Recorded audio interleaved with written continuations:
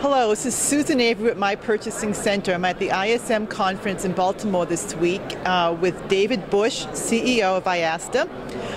David, what are you demonstrating at your booth this year?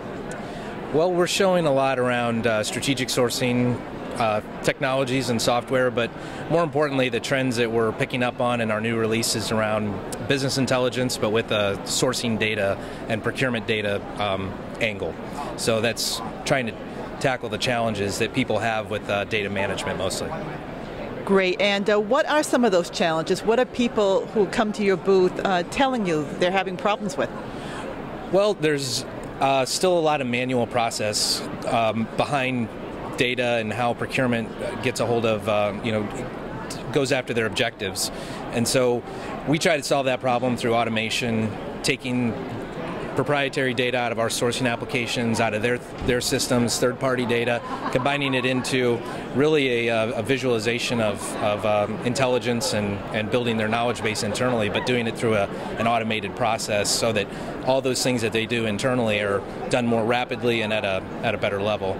So the challenges are very similar. Most companies have some combination of resources, talent, or budget constraints, and so we try and put together our solutions so that they're aligned with what their goals and objectives are in the sourcing. Data management's a problem for everybody. So, what would you say would be some advice that you would give to people who are heading home after the conference? Well, obviously, peer networking is the first thing that is very valuable. Learning what other people are doing, kind of getting out of your own environments where you can see the forest through the trees.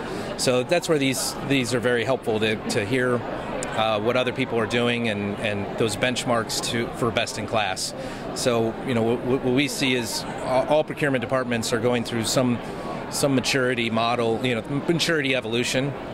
And it just depends where they are in that continuum, and then trying to balance that with their own internal constraints. And so it's a combination of technology and different best practices that they would employ either through vendors or internally. Great, David. Thank you for your time and your insight. Thank you.